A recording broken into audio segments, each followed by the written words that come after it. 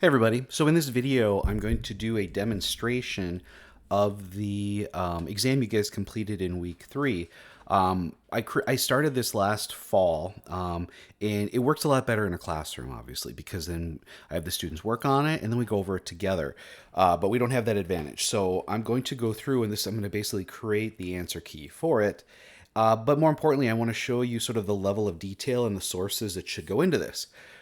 So provide a response in a reputable citation. So that's the one thing that I get a little scared that you guys just Google something. So let's look at the first question, then I'll do it. So what historic disaster set in motion the creation of ASSP, NSC, and NFPA? And actually, they weren't called that back then. So if I was to put in the triangle fire and say OSHA, OSHA does have a write-up on it. So here we go. It talks about it, information, the Remembrance Week, learn more. There's the American Experience. This is one that you may have seen in another class. It's something we show. It's a very good documentary. I saw when it was actually first shown on PBS, but you have to pay to watch it now. Some people had uploaded it to YouTube, but if you're interested, I mean, another thing is I know that I had requested a long time ago for the library to get a copy. So if I was to go Triangle Fire, is someone else checked it out? If we have something, here it is. Oh, nope, that's not it. Oh, wait, maybe it is. View online. How do I... Films on demand shared. Oh, I'm going to have to look into that. I didn't know we could watch it online like that. Oh, that is interesting. Oh, here it is. So I actually, yeah. So we have a DVD that you can check out of the library.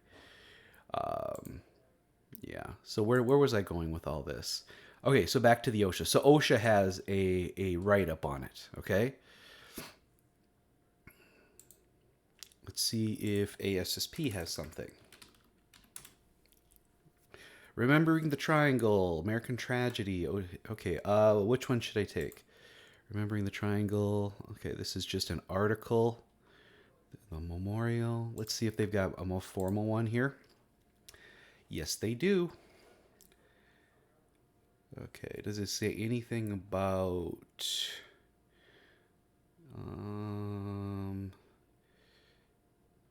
NFPA or no?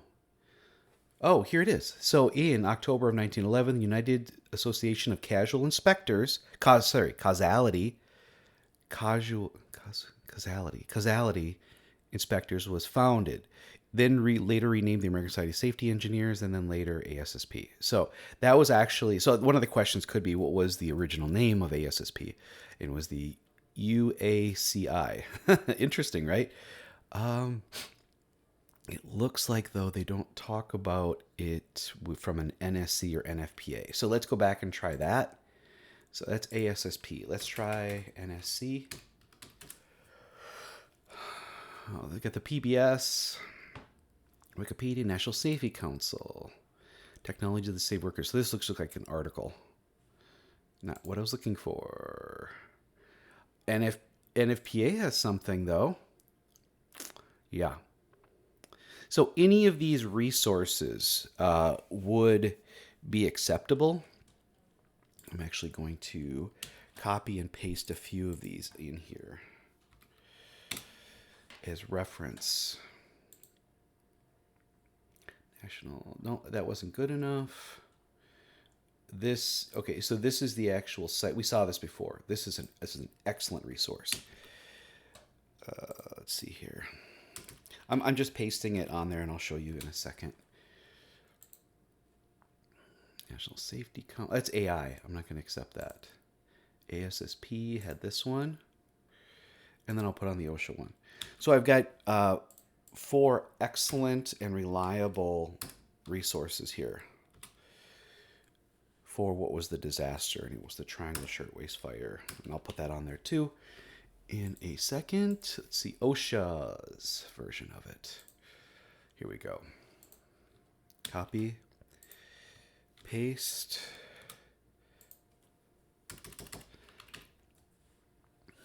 And maybe what I'll do is maybe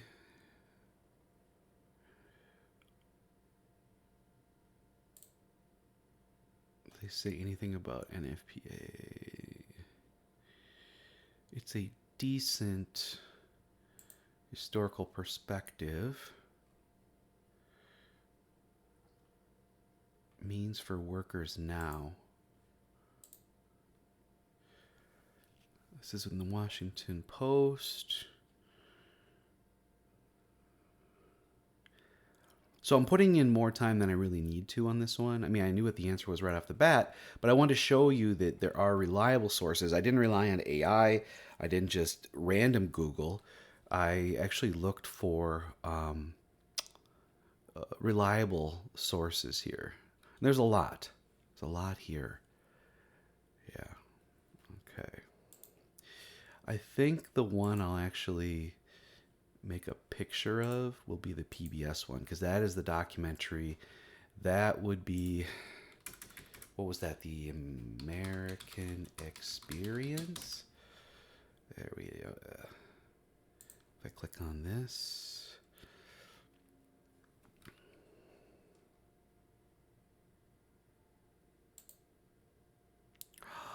Is there more of it here?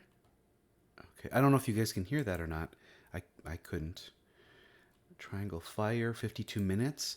Are you serious? Do they really have it? 15 minutes. Chapter 1. 30 seconds. Okay, no, they don't. It's PBS. Is that the one that we are looking at? Yeah. Okay, that's the one I'll take a picture of. I'm gonna quick do that. Control Shift S.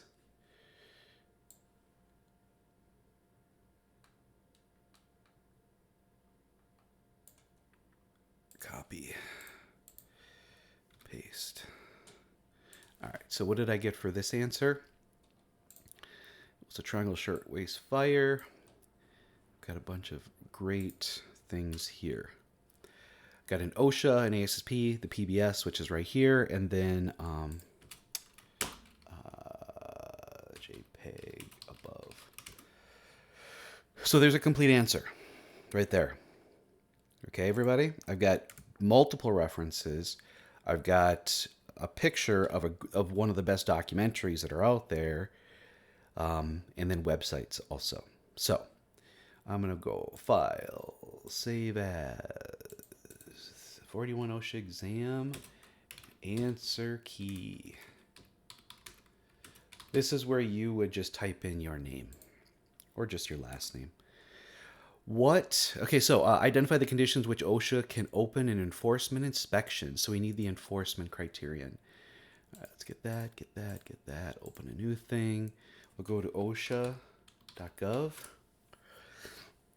All right, so there's going to be another video this week in which you guys will learn how to use the OSHA website more effectively from myself and a colleague of mine. We both have over 30 years experience, and it all started with OSHA. So we've got enforcement here. OSHA enforcement. Inspection fact sheet, emphasis programs, enforcement memos, compliance directives. Let's go in the inspection sheet.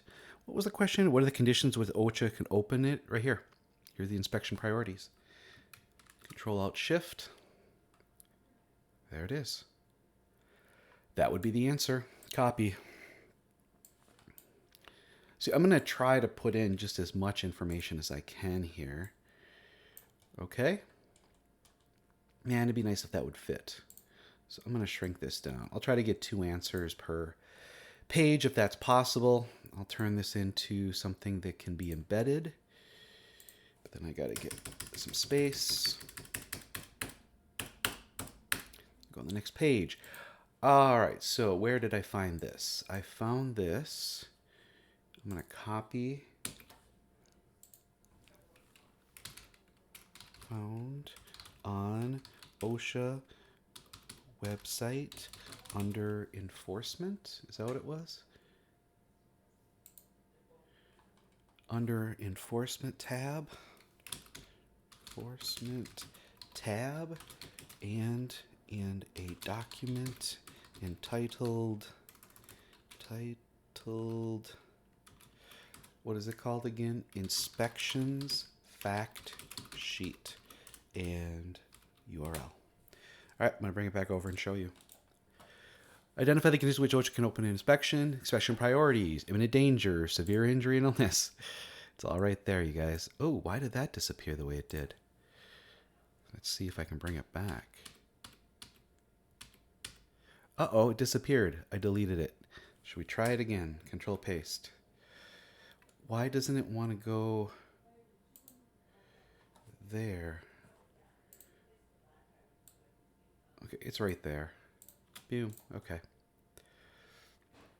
There we go. There's the answers right there. Save.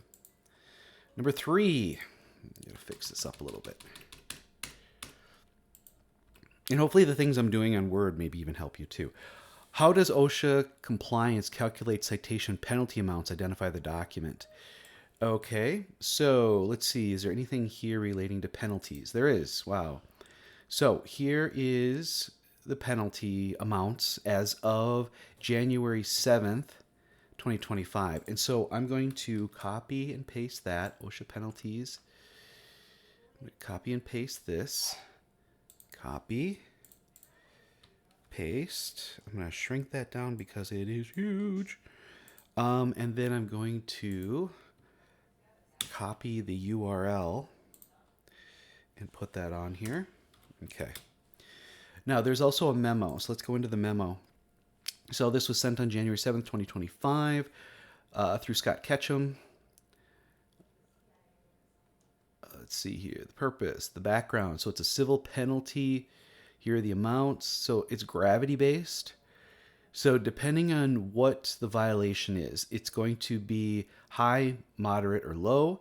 And then you see the amounts based on that. So severity plus probability, actually it should be times probability, equals a gravity-based penalty. For other than serious, only minimal severity is assigned. So the low right here is the 7,000, it looks like. If the area director determines that it is appropriate to achieve the necessary deterrent effect, a maximum penalty of this may be proposed. So there are actually penalty reductions for serious and willful. Oh, this is just for willful, sorry. And that's all they have. Okay. So some of you, that may have been where you stopped. However, I know better. So the Chapter 6 of the field, it says right here, Chapter 6 of the Field Operations Manual. What is that? The penalty information, blah, blah, blah. So let's find the Field Operations Manual. The best way to find that is to go to the A to Z index and scroll. Let's go to F for Field Operations Manual. And there it is. It's now completely online. This is new. So it's CPL 0200264. It's called the Field Operations Manual.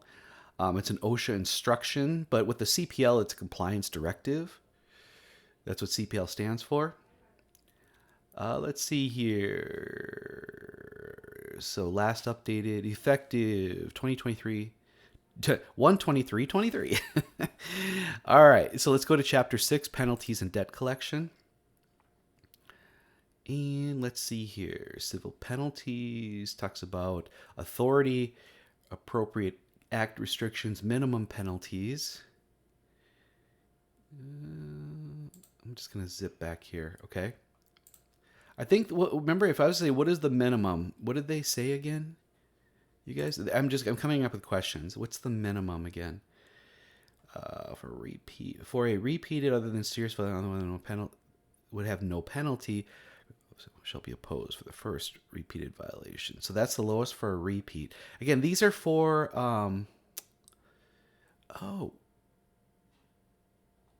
we didn't have this one before, did we? Oh, maximum. Here's the penalty minimums. Okay, here they are. Here's the penalty minimums, and that gives a little bit of stuff there. I don't know if you guys knew this stuff, so I'm kind of just trying to be thorough. So penalty factors. So once you determine the gravity-based penalty amount based on the violation. Then you bring in factors. There's the size of the business, the good faith of the employer, and their history. So the gravity, the severity of the injury or illness which could result from alleged violation, and the probability of an injury or illness could occur. So, serious, high severity, death from illness or injury, injuries involving permanent disability or chronic irreversible illness. Medium severity, injuries. So, if you're going to be calculating, what do you call it? A citation and then determining the penalty, and this may be part of a case study or a justification for a case study. This is how you do it. Sorry, I'm drinking coffee this morning. Low severity, injuries, temporary, reverse, blah, blah, blah. Other than serious, minimal severity, such as violations, reflect conditions which have a direct or immediate relationship to safety of employees. The most serious injury illness that could be reasonably expected to result from an employee's where it would not be low, medium, or severity, but would require medical treatment or cause of death or serious physical harm. Okay, interesting. Not sure. Probability assessment, greater probability. Results when the likelihood of the injury will occur is judged to be relatively high. Seems a little bit subjective, doesn't it? Lesser probability, it's unlikely. Determined probability, number of employees, frequency, duration of exposure, employee proximity to it, use of appropriate PPE, medical surveillance, probably age of employees. So they're supposed to document these things as determination of the probability, even though it sounds very subjective. Here's an example. Greater probability may include an employee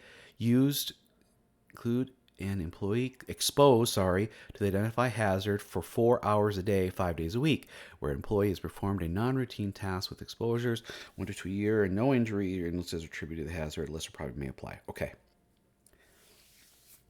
So it gets more into the gravity-based, the civil penalties and things like that. And then here is so this hasn't changed. And the OIS is their system, the system code. And I believe when you look up a case, it'll have a code with it, so you can see what they assign for a gravity. Okay? It talks a little bit about other than serious, exception to gravity-based penalties, egregious. So if it's egregious, which means they knew about it and this is going to be more trouble, you can go to that reference. It talks about when you can combine or group citations. Penalty adjustment. When you group or combine, that means for multiple violations, you just get one penalty. So it's actually a discount, if you will. So penalty adjustments for employer size, good faith, history. A 10% reduction will be given for history, maximum. And we'll read about that. Maximum 25% reduction is permitted for good faith efforts, and a maximum 70% reduction for size. So for the willful, it was a little bit different because the things are higher, and that's what we saw before. So let's see. Penalties proposed for violation of repeated shall be reduced by size only. Excuse me. Things for willful, only size and history. For serious violations of high or greater probability shall only be reduced by size and history. So there are some caveats as well. History. So reduction 10% shall be given to employers who have been inspected by OSHA anywhere or by any state program in the previous 5 years who were found to be in compliance and were not issued serious violations. So if you just got other than serious or non-serious, you would get that 10%. What happens if you weren't inspected? An increase of 10% shall be applied to employers who have been issued serious high-gravity citations that have become final order or the final order. Okay, so, all right. If not, okay, plans adjudicated body within the last 5 years, penalty should not exceed the maximum, statutory maximum. So they're saying they can add 10% on against other reductions. No reduction or increase. Employers being cited under abatement verification. Employers who have not been inspected within the last 5 years. So if it's your first one, you don't get the 10%. To employers who have not been issued citations or become final order. Okay. Time limitation, final order. The 5-year history. I don't know if you guys knew this stuff. I mean, not many do, but many people do because nobody really goes into the field operations manual except for me and a few other nerds. Nice field operations manual, nerd. Okay, no allowable reduction for good faith. Talks about whether it's a high gravity violation, a repeat, a willful failure to abate. You get rid of all that. No reductions given to players who are cited under the abatement verification. When you abate something, you're supposed to provide verification, and if it's either incomplete or actually they didn't do it, and you can get cited. No reduction has been given if the employer has no safety management system or if it has major deficiencies. So this is why it's so important to have a document. No reduction shall be given to employer who has failed to report a fatality or the other stuff. Allowable. So you can get 25% good faith if you have a written safety and health system. With exceptional cases, you can recommend full 25% reduction for employees with 1 to 25 employees who have implemented an effective safe trim but have not documented it in writing. Okay, interesting. Appropriate management commitment, works. So you guys see, this is stuff we've covered before. 15% reduction shall be given if the employer has a documented program with only incidental deficiencies. So size reduction. If you have 1 to 10 employees, you get 70% off. Wow. As long as all the other criteria have been met. If you've got 250 or more, you get none. So larger companies who probably have better resources do not get the reduction, but smaller employers do quite a bit. Penalty adjustment application. The penalty shall be applied serially, guys. Okay? That means one at a time, not combined. So you can't get a 70, a 15, and a 10 and add those up. 70, 15, and 10 would be 95%. There is a minimum, but it's serially, so it'll do one at a time. So Quick Fix, I think, provides another 15%. Let's see. Do we have an actual? So this is for willful. If it's less than 10, you only get the 80%. We're talking just like the regular ones. Let's see. Violation by violation, penalty, citation, regulatory requirement, and posting requirements. Yeah, it doesn't say. So let's go back up to the serially. Applied. Where was it? Here we go. So penalty adjustment factor shall be applied serially. So 10%, then 20%, then 30%. OSHA will process the calculations automatically upon entering the adjusted factors. So history, then good faith, then quick fix, then size. Okay. Why do they do that? So it's at the lowest amount when they put in the size. They put in the size first, that would be more beneficial because then you're taking that percentage out of the greatest amount. Here you're taking it out of the lowest amount. Man, that would be a great exam question if I was to say, okay, if this is the penalty that the gravity-based penalty is, and this is what you put in for history, this is what you put in for a good faith, this is what you put for quick fix, this is what you put in for size, what's the actual assigned penalty? That would be a great question. That would be a great question. Okay, so we went over a lot of stuff. So how does the OSHA compliance calculate citation penalty amount? So this is the maximum. Remember that, okay? Sometimes people ignore that. So, do I want to just copy and paste? Because there's so much here. I'm going to first copy the URL. Okay, so under Chapter 6 of the Field Operations Manual, instructions are provided based on the type of hazard, based on the severity, of citation, and how gravity-based penalties are determined and documented, and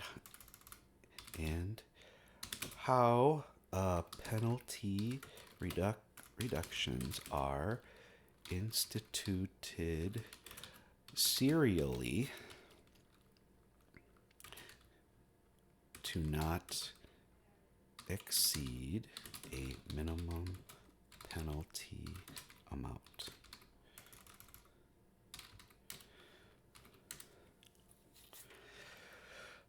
So, I mean, we could copy and paste this whole thing, you guys, but what I'm going to do is it really comes down to this right here, right? So I'm going to copy and paste that. And then the other one is this right here. Oops, wrong side. I hope this was helpful for you guys because do I want to put in the exception? Yeah, I do want to put in the exception. And I'll shrink this down.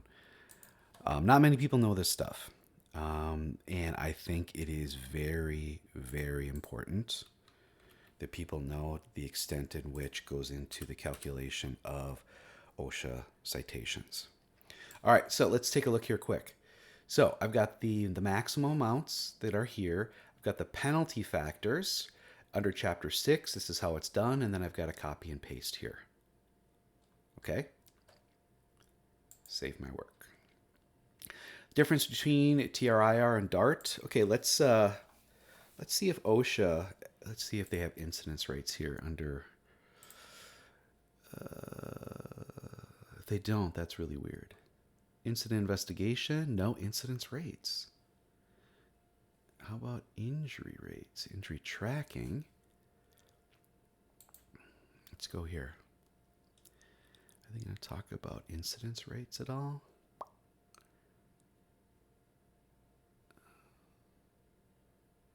I don't think so. I thought you had to calculate it. I'm going to go to the Bureau of Labor Statistics in just a minute. Kind of breaks everything down. I really thought you had to calculate it. I'm kind of surprised. Frequently asked questions.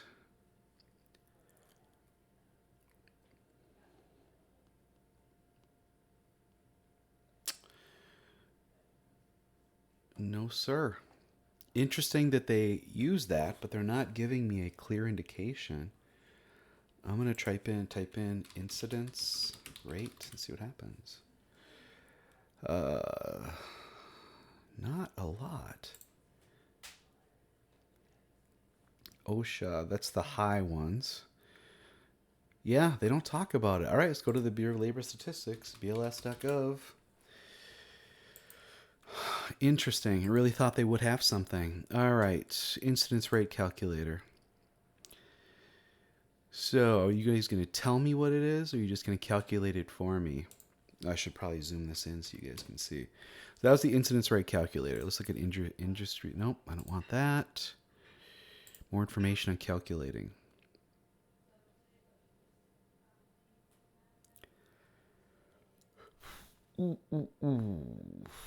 Days away, job transfer.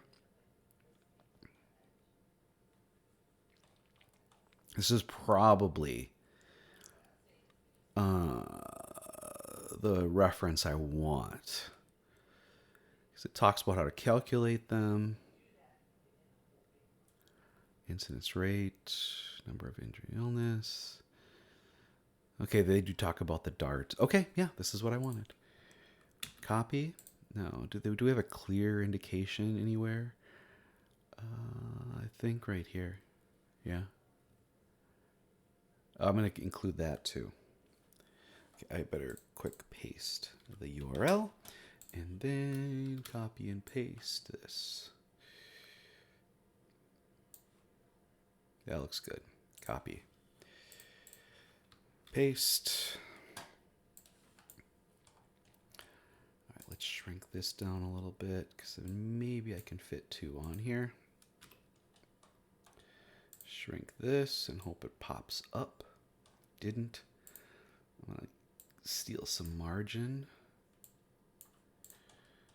Come on, you guys.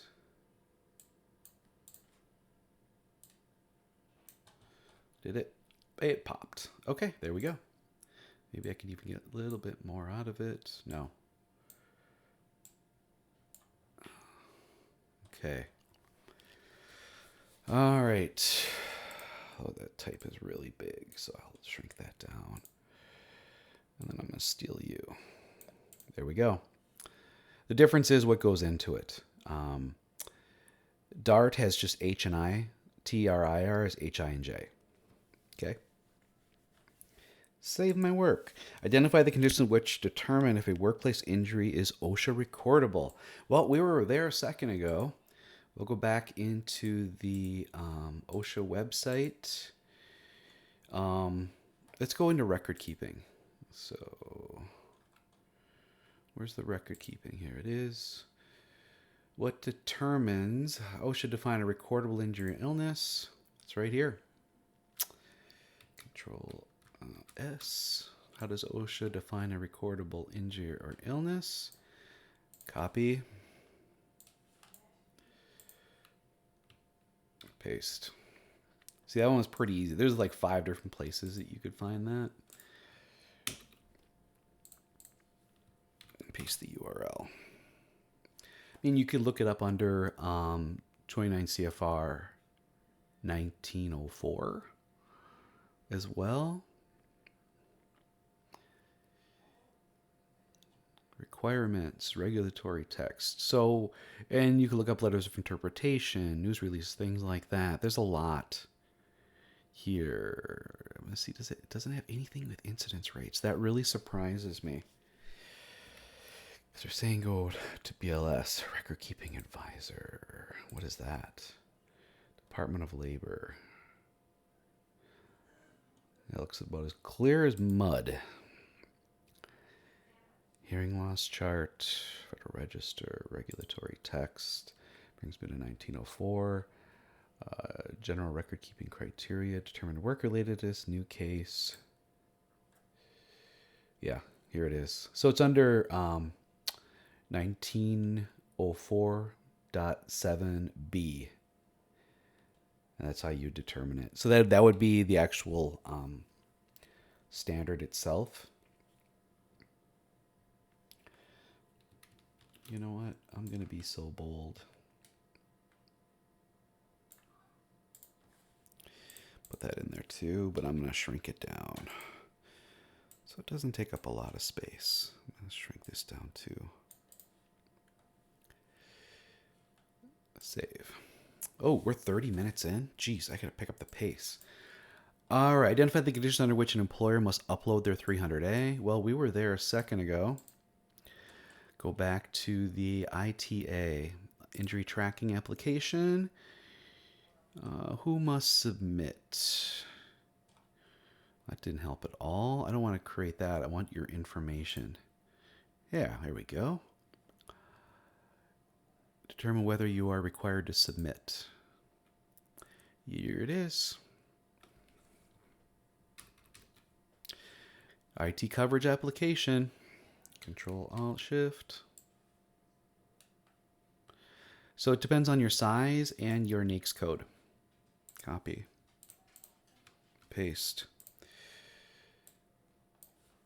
And bring over the URL. There we go. I mean, almost everybody has to, but some have to do the 300 and 301. Oops.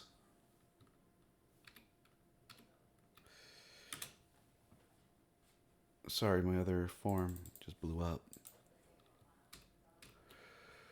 300 or 301 if it has more than 100 employees and is an industry listed here. Let's see what they are. Yeah, there's a lot here, you guys. Any construction? Because I think correction is like a 2-1. No, construction is not required. So it looks like agriculture, hunting, fishing. I assume warehouse and travel is in here.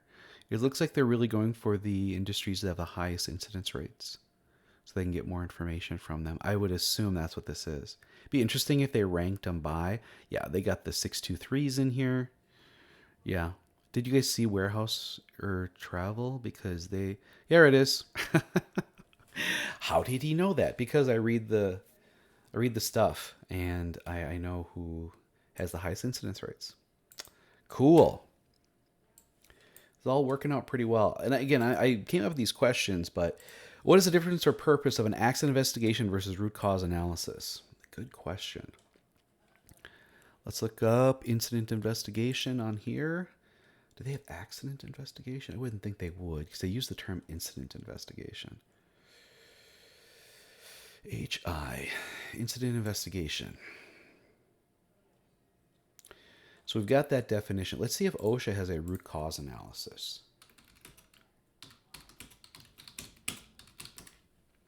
Reports of root cause analysis during an incident. During an incident investigation. Here we go. So it's part of. A root cause should be part of an incident investigation, whereas an incident investigation doesn't necessarily contain a root cause analysis.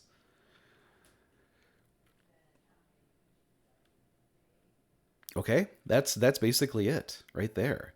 This seems to be applied under the OSHA process safety management. I think that's where they maybe use the language root cause analysis.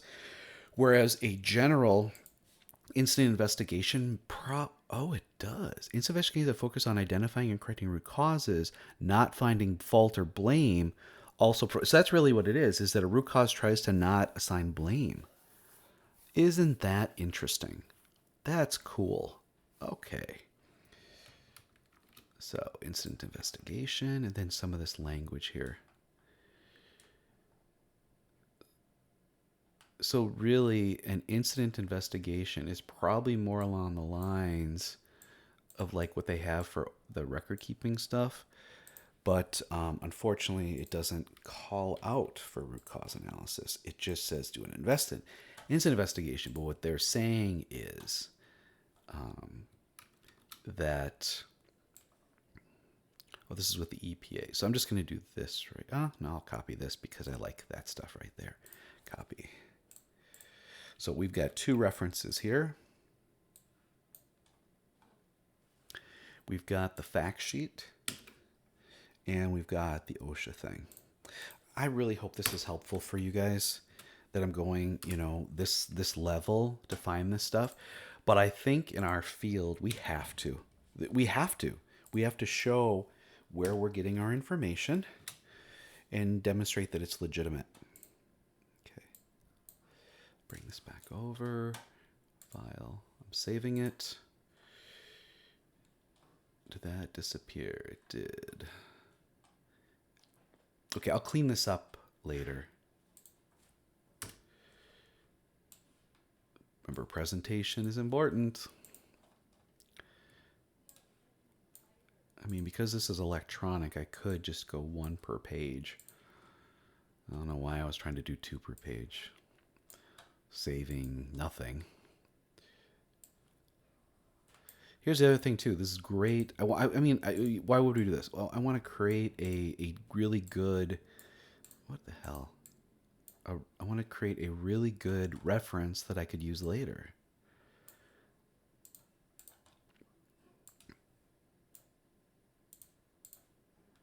Save my work.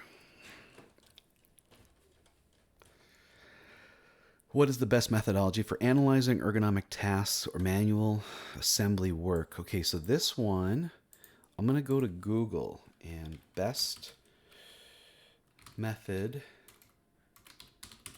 for analyzing ergonomic risks for manual assembly work. Okay, that's Velocity is a company. Ergonomics. We also have the National Institute of Health, ergonomic design for manual assembly. I have a Science Direct. I'm not going to use that one. I have online evaluation and realistic manual material handling. That's from the National Institute of Health. Looks like there's one on shifts. That's a research journal, ergonomic solutions and controls. So we've got some decent resources here. I'm not going to go to a company. See what OSHA does.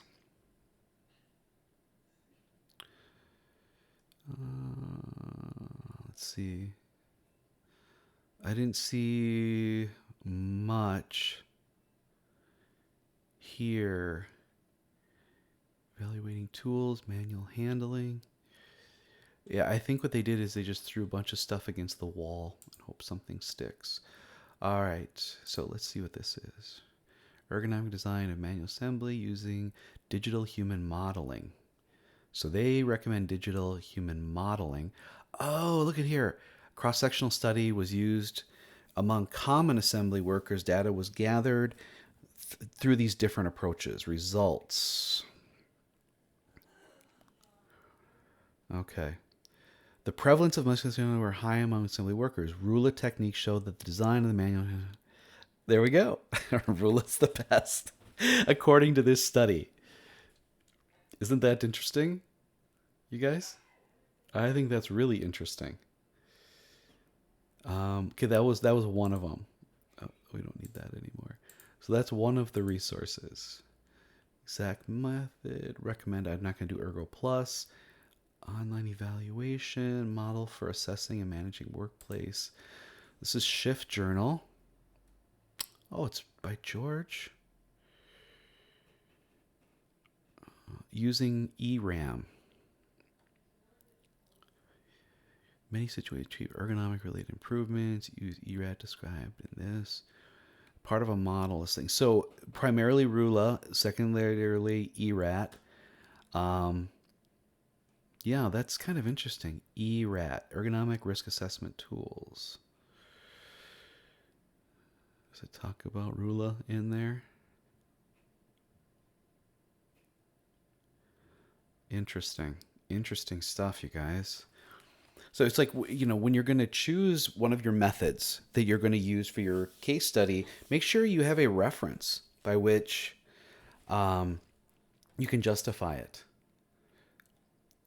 So this is copy, paste, and then I'm going to take a picture of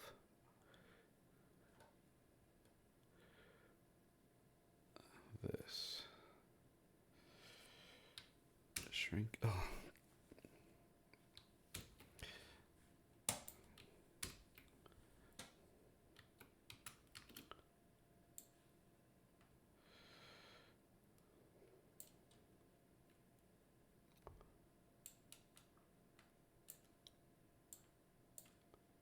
Copy, paste, shrink it down so it doesn't take a whole entire page, even though it does. And what was the other one? That was the National Institute of Health. Using digital monitoring. Tested all of these and said Rula was the best.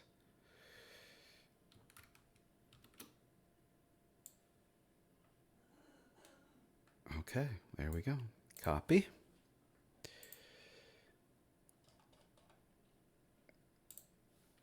Paste and copy. So OSHA was not the best resource for this answer. I did not see that they reported anything specific or science-based. It was more or less they just threw a bunch of stuff at it. So one was ERAT, the other said Rula. And again, they're both research. They're published in reliable sources, reliable journals. Let's see what happens when I do this. Can I bring it up now? Oh, I think I got to bring the other one. I got to turn the other one into a... There we go.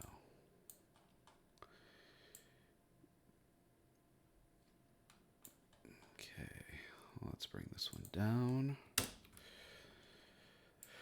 There's you. There's you. I got to shrink you down a little bit. Do I have the two? I do have the two. Okay.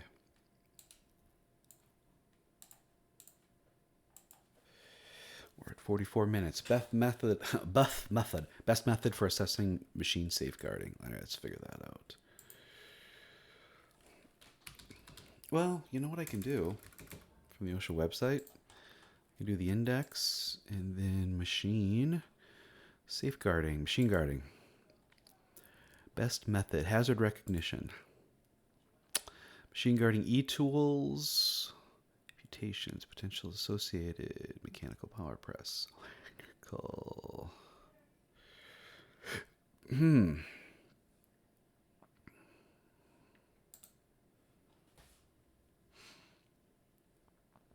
not really seeing the best method. Okay. Best method for assessing machine safeguarding. ANSI.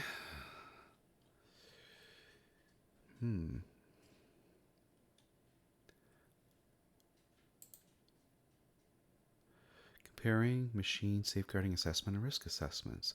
Reading time 7 minutes. Interesting. This is a source that I don't know if I can trust, but it looks like they went out of their way to really break it down. That's interesting. It's interesting, but I don't know how much trust I can put in it. Let's try that again.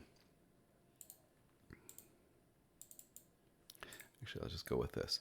So that was the Ferndale safety. Do we have anything else? Something that is not Rockford Systems. That's a pretty reliable source. They're considered experts. What do they say? Do they have an assessment? So I know which companies I can really trust. Rockford Systems is definitely one of them when it comes to safeguarding. They're seen as experts. They well exceed OSHA and ANSI. Let's see. Assessments. Assessment.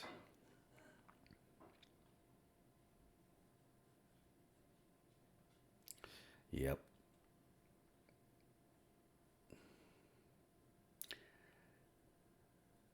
Annual remote press safety.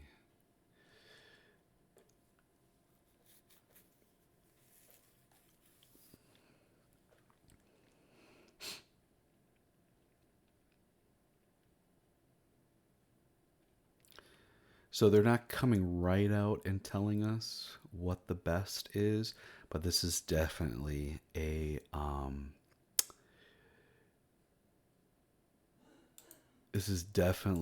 the source that I would go to. Let's see if we can do one more.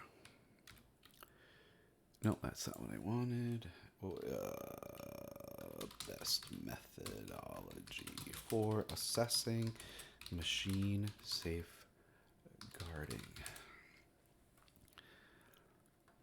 And you're like, well, why would we pick one over the other? Well, sometimes it takes experience to know which. I'm not a big fan of EHS today. It's usually written by editors. Not super reliable. OHS Online, similar. Safeguard. I don't know who they are. So it's basically between the OSHA website and Rockford. Safeguarding equipment, protecting employees from amputation. Do we have a table of contents? We do. Recognizing hazards, controlling specific machine methods. How about the assessment? Amputation hazard not covered in this guide. Amputation.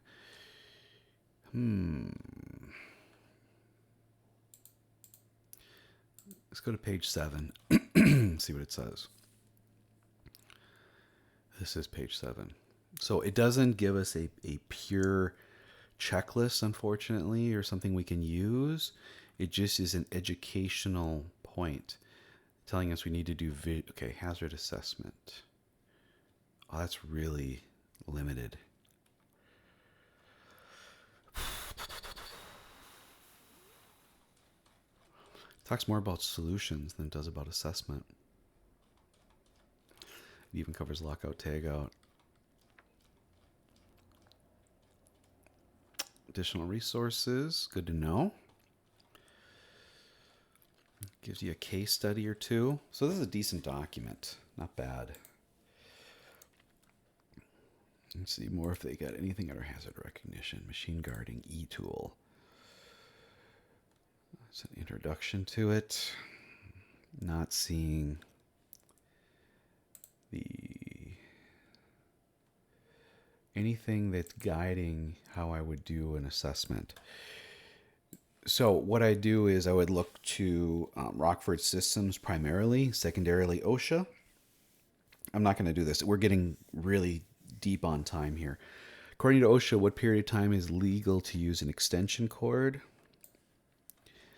Let's see if they have extension cords first in here.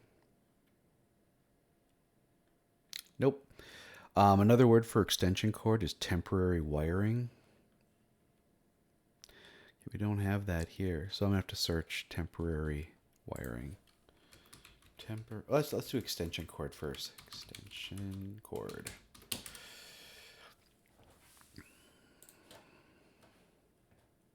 Strain relief, durability, cord damage, grounding, wet conditions. We're not going to go construction. We should be general industry here. I know some of you made that mistake. So these are, I didn't say whether it was going to be general industry or not. You guys went to construction. You need to know that. Because that was flexible cords. Let's do temporary wiring.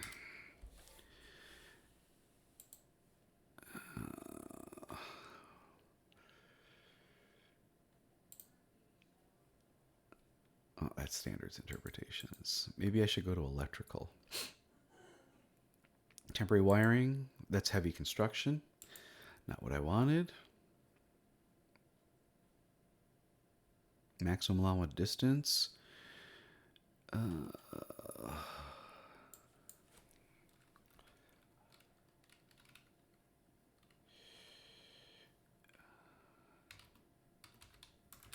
Maximum time to use extension cord.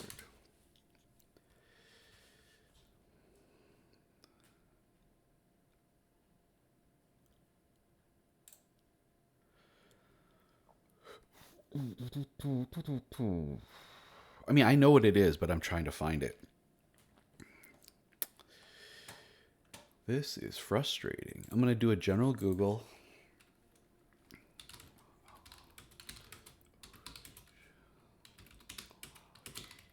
Company to use extension cords. It says 90 days under 305. Okay. It's a clarification. So it's a letter of interpretation from 1995. And it refers to a general industry standard. Does the clause not to exceed 90 days apply to research use? The use of temporary wiring for a period not to exceed 90 days is not intended to apply to experimental development where temporary wiring must be used during a period of time. Experimental development where stall time must be removed immediately.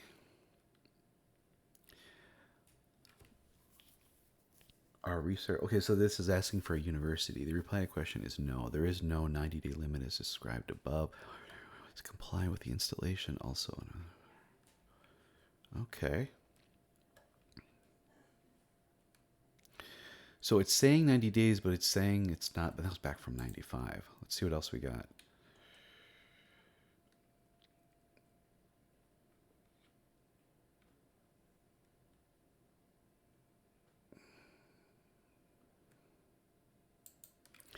So it sounds like kind of a rule of thumb that people can use temporary wiring. I mean, the thing is, what it's doing is it has limited protection. A lot can go wrong between where you plug it in to the wall or an outlet to where it plugs, another cord is plugged into it. And so they're trying to limit that. That's what it's all about.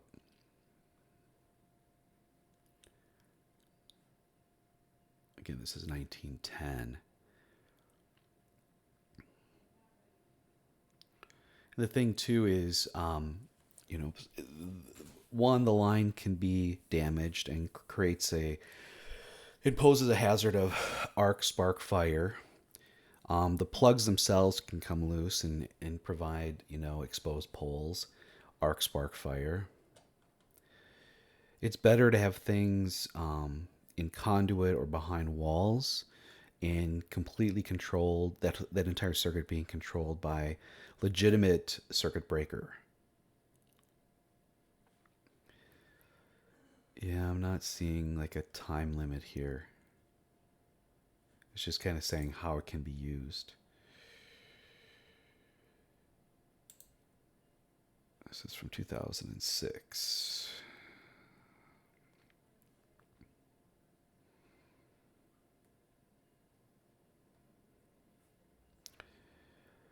Again, it's more about its proper use.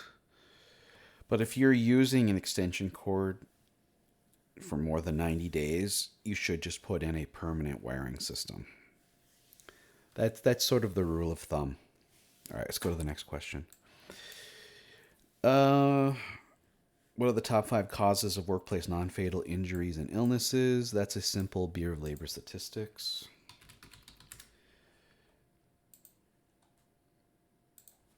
I think we said non-fatal, right? Can we get it through here?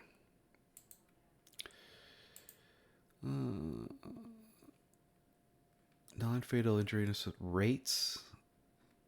What by type?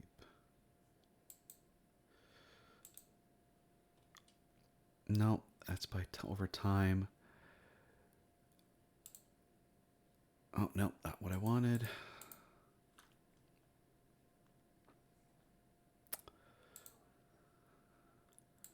Non-fatals. No. By case. Is that what I want? We want it by cause.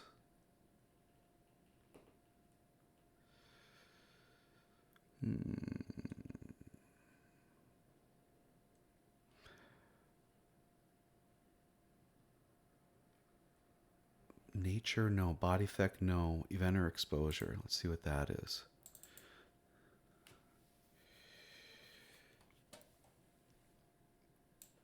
This is a biannual, so it's got 2 years worth.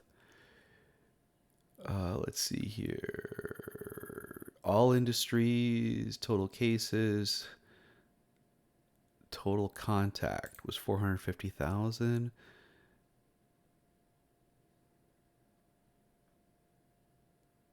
Falls were 450,000.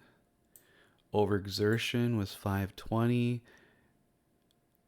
Transportation is 85. Violence was 85. Oh, these are severity cases, you guys. Only for involves days away from work. Okay, we want total. I really hate that they don't make this stuff easy. Do we have charts? Please don't take me to that one we were at before, because that sucks. It's not letting me do it. How about historical data? Not by industry, by characteristics. No, that's the lost time ones. Involving days away from work. I want everything, you guys.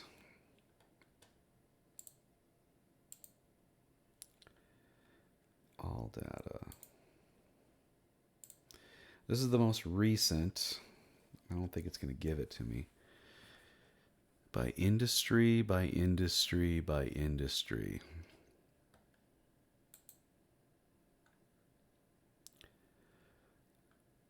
I want it by event or cause. It's not going to give that to me. Supplemental files. Incidence rate by industry level. Number of cases. Illnesses. Highest rate for total injury cases. I bet that's just by NAICS code. Yep, it is. Why won't they give that to us?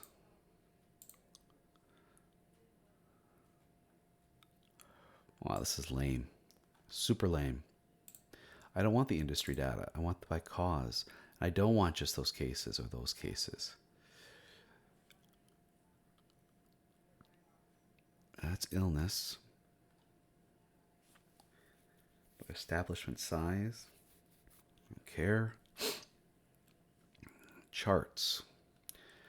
Maybe we'll get lucky. Biannual for work-related injuries involving days away. I don't want any of that. But see, I could look that up, but historical. DJTR.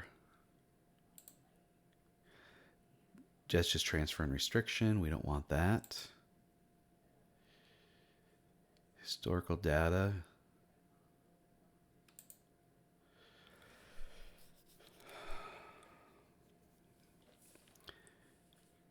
That's just days away from work.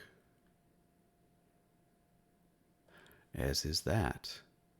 It's almost as if they don't want us to have that information anymore. Okay, this is a fatality. This is the, let's see. By industry, by industry, by industry. By industry. By industry. By industry. Yeah, it doesn't give us that stuff anymore.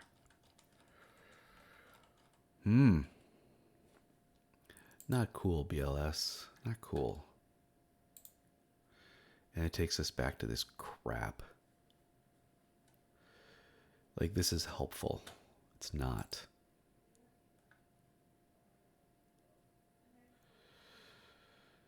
By state, by case. Let's see what this does. Not cool, you guys. Not cool at all. Let's see here. Are we back to the regular thing?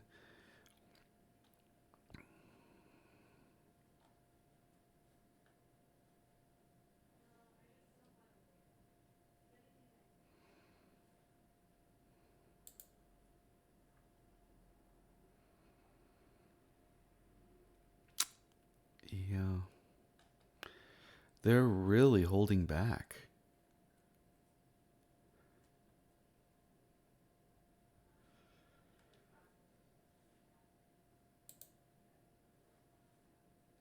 That's just days away from work. They're not giving us the totals anymore. Would NSC provide that? Top 5 causes of non-fatal injury and illness.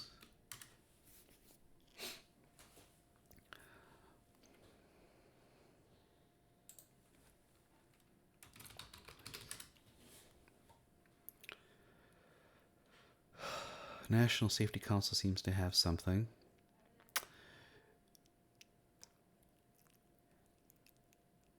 Now they're bringing this back to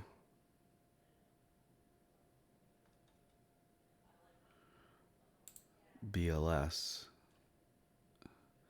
Nope, OSHA doesn't have it. I'm going to check out the BLS, which I don't think they have. No, they do not. They provide no chart. Everything is industry based. They're way up their own asses here. We're over an hour. I'm sorry, you guys. I didn't know I was going to run into this much trouble. Where's this? Top work related. Deaths and non-fatals. So ergonomics, contact with object, slip, trips, and falls. And I bet this comes from BLS, so I wonder what the hell, dude.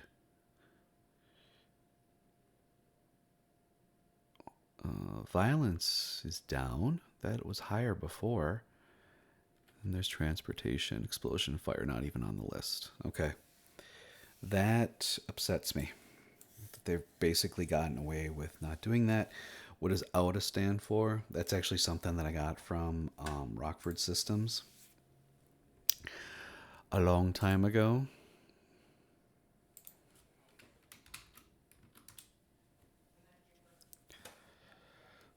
Search results for OUTA.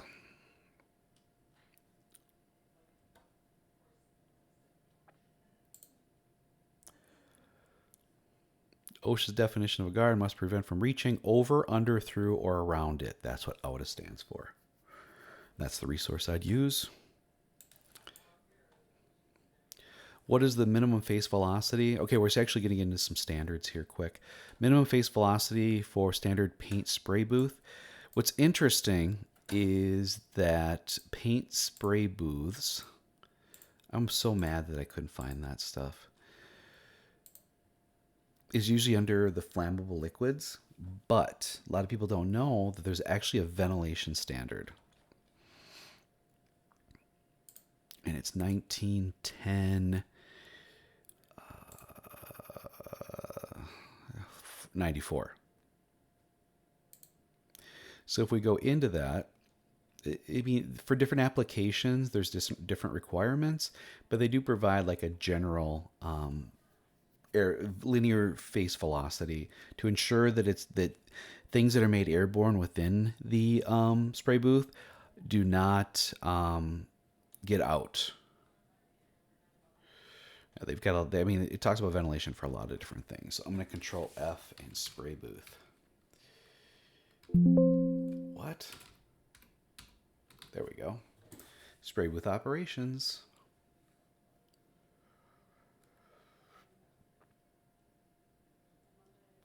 Talks about the opening and arrangement, design, ventilation itself. Talks about the design of it, airflow requirements. So as you can see here, depending on the type and so airflow velocities, that's what we're looking for. So minimum is 50 for a really small one, and for air operated guns, pneumatic, it's probably going to be more around, you're going to want 150 to 250.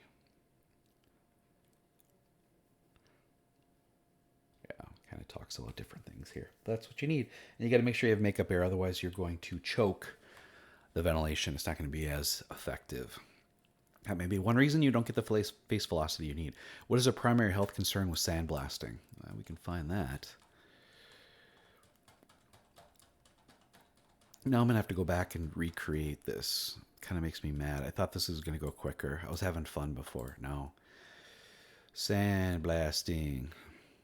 S-A-N-D. There is no sandblasting? Probably have to go into the technical manual then. Technical manual. Can I find sandblasting here? Health hazards.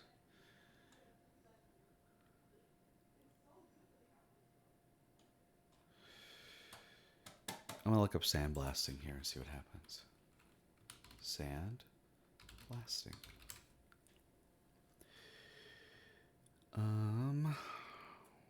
Not real happy here.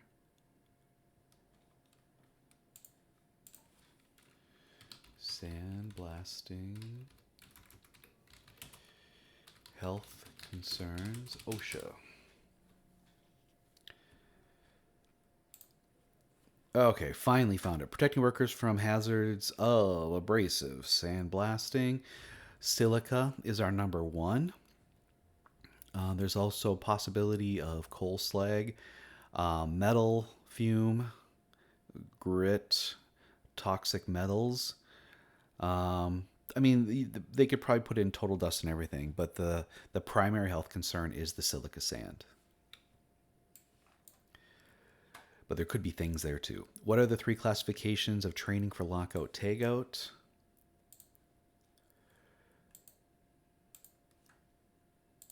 Let's go to lockout tagout. There's our training requirements.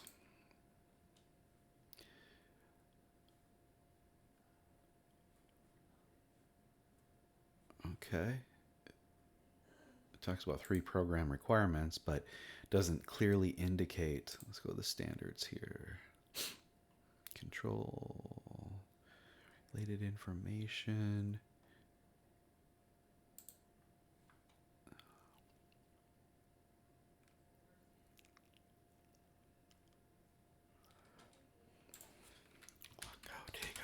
training.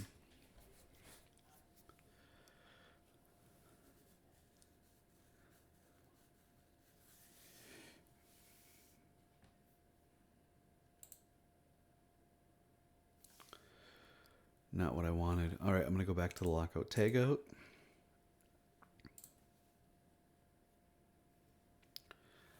All right. They really don't want to divulge, do they?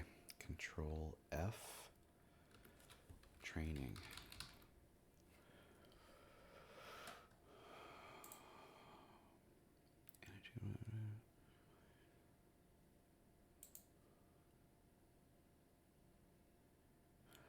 Each authorized employee shall receive training, affected employee in training, and then all others. So there's 3 levels. 3 classifications are authorized, affected, and other. Okay. Man, I had to go all the way to the source for that one. What is the proper position and use of a metal extension ladder? Let's go to ladders.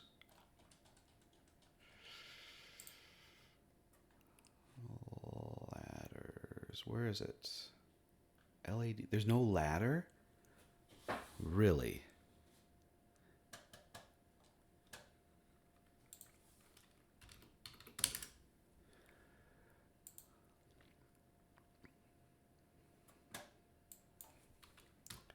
Extension. For through ladders, from the extension.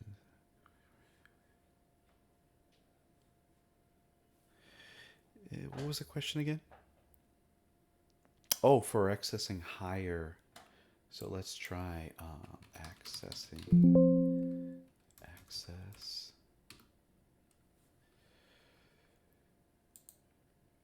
To gain access for an upper landing, extend by 3 feet. Here it is. There it is. That's what I was looking for. Figure D1. Okay. Next question. Under which conditions is an employer required to provide foot protection? Well, that's PPE. Let's look under foot first. Got nothing. Let's go PPE. And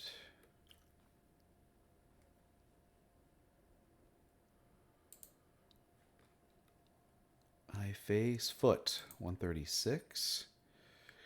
Here's the criterion right there. There's not much there. That's it. Sorry, I'm speeding this up now because I didn't read the. But you get to see kind of how we go through this. Under what conditions employer required to have an eye wash station?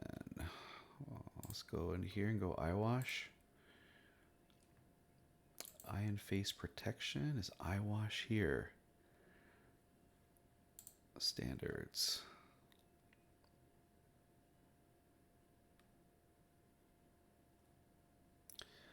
Not seeing additional things here. Huh. All right. Let's type in eye wash. I mean, I know which standard it is, but I'm. This is from 2009. Is there a requirement for emergency eye wash in the immediate work area for anything other than injurious corrosive chemicals? Reply no. OSHA's current policy regarding eye wash safety shower is explained here. So it's 151C, but then it makes reference to the ANSI standard, 358.1, which you'd have to pay for. So that doesn't seem fair, does it? So I'm going to try eye wash compliance directive.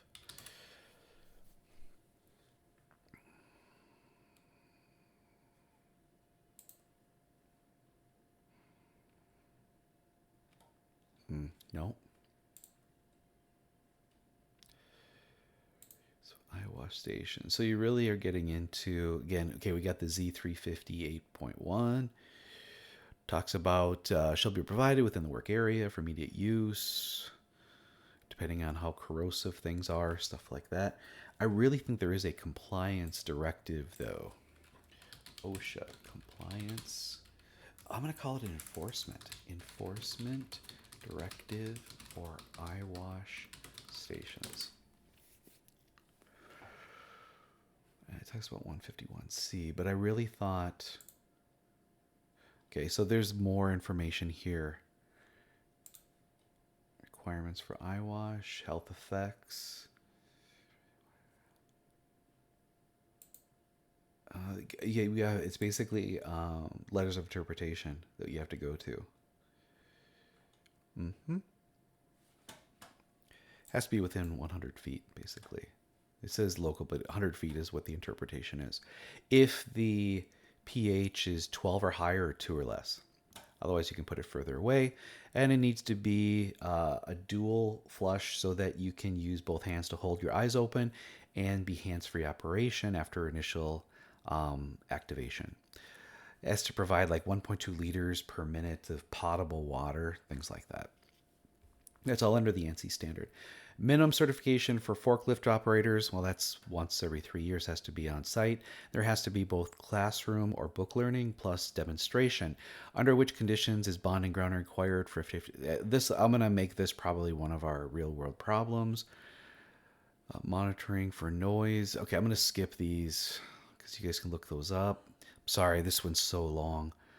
Safety manager receives a call at midnight from the night shift foreman letting him know that 5 workers were admitted to the hospital for an accident. He tells the foreman to stay at the hospital with the injured workers and that he would call local OSHA to let them know about the incident when he got into work at 9 a.m. That's 9 hours later. Is that acceptable? Yes, because the call has to go in within 24 hours.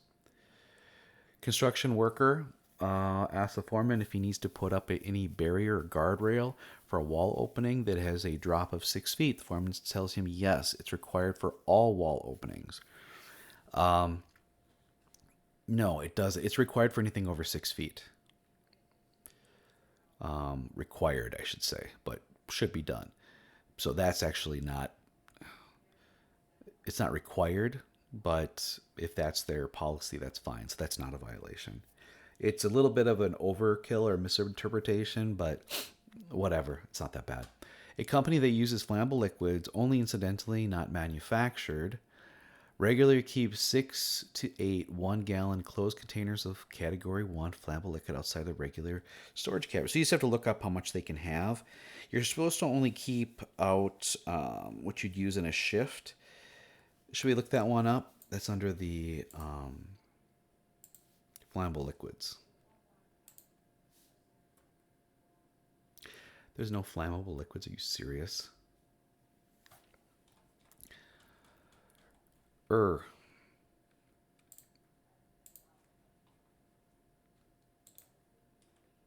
see. We won't. 1910 107. Or is it the one before that? Flammable liquids. Yep. There we go. There's a table that indicates, based on its category, how much you can keep out and under what size. Okay, maximum allowable size for Category 1. So safety cans, so you can have 2 gallons or 1 gallon. This says really keep 6 to 8 1-gallon closed containers of flammable and outside regulation. Maximum capacity, not more than a storage cabinet. How about stored outside?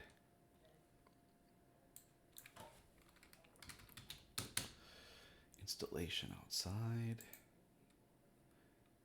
Outside.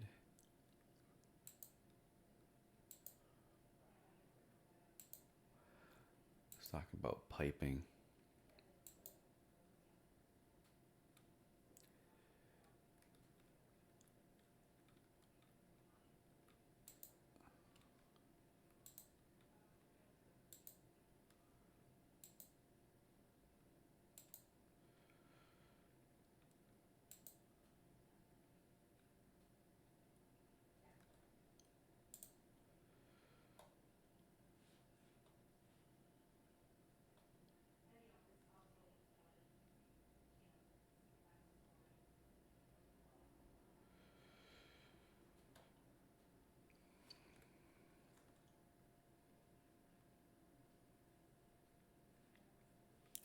Indoor container, category 1. Yes, you can have that much out.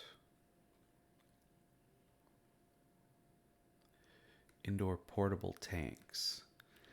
But what is a portable tank?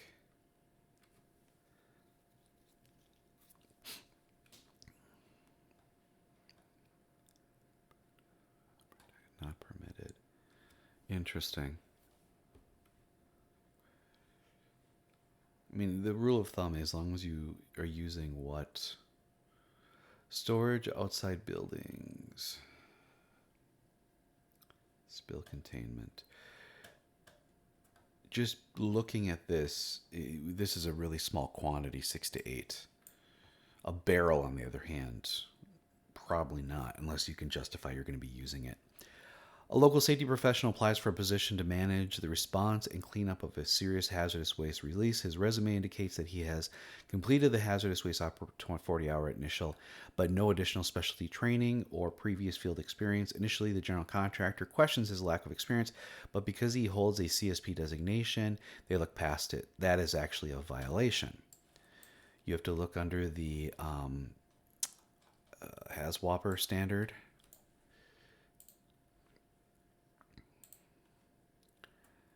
Hazardous waste operations, HAZWOPER. And then there are training requirements.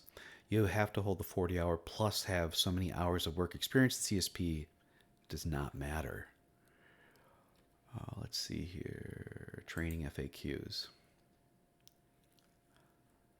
How can I find a course?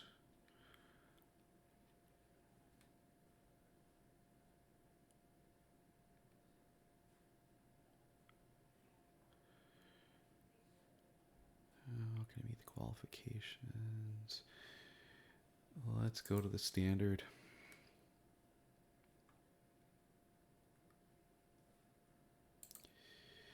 E has training. Initial training. Manage and supervisor training. On-site management supervisors, which we were just talking about, directly responsible for, blah, blah, blah. They have to have the 40 hours and 3 days of supervised field experience, 24 hours. And at least 8 additional hours of specialized training at the time of the job site. So no, they would need additional training. They could get it done pretty quickly, just within a few days, 4 days to be accurate, but no, not enough. Prior to allowing a worker to enter a permit-required confined space, the atmosphere of the space is tested for oxygen content, flammable gas vapor, and toxic air contaminants such as carbon monoxide and hydrogen sulfide.